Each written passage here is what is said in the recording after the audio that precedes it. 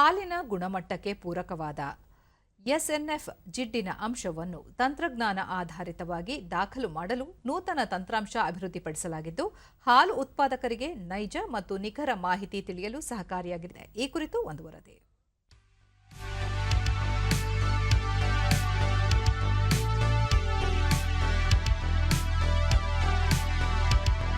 ದೈನಂದಿನ ಕೆಲಸ ಕಾರ್ಯಗಳಲ್ಲಿ ತಂತ್ರಾಂಶಗಳ ಬಳಕೆ ಪೂರಕವಾಗಿದೆ.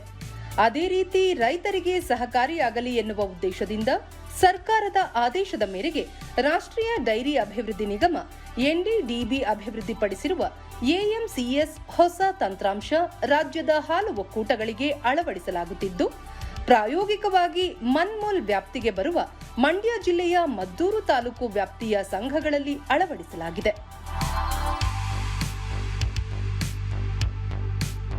ಹೊಸ ತಂತ್ರಾಂಶದಲ್ಲಿ ಹಾಲಿನ ಪ್ರಮಾಣ ಮತ್ತು ಗುಣಮಟ್ಟವನ್ನು ಪಾರದರ್ಶಕವಾಗಿ ನಮೂದಿಸಿ ಸಂಘ ಮತ್ತು ಹಾಲು ಉತ್ಪಾದಕರ ನಡುವಿನ ವ್ಯವಹಾರವನ್ನು ಖಾತರಿಗೊಳಿಸುವ ಕಾರ್ಯ ಮಾಡುತ್ತದೆ.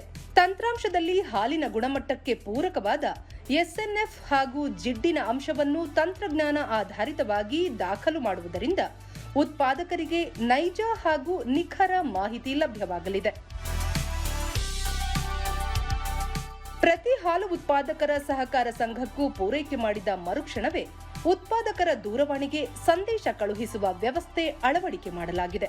ಮದ್ದೂರು ತಾಲೂಕಿನ ಹೊಡಗಟ್ಟ ಹಾಲು ಉತ್ಪಾದಕರ ಸಹಕಾರ ಸಂಘದಲ್ಲಿ ಹೊಸ ತಂತ್ರಾಂಶ ಈಗಾಗಲೇ ಬಳಕೆಯಲ್ಲಿದ್ದು, ಹಾಲು ಉತ್ಪಾದಕರು ಇದರ ಸದುಪಯೋಗವನ್ನು ಪಡೆದುಕೊಂಡು ಮನ್ಮೂಲ್ ಕಾರ್ಯಕ್ಕೆ ಮೆಚ್ಚುಗೆ ವ್ಯಕ್ತಪಡಿಸಿದ್ದಾರೆ.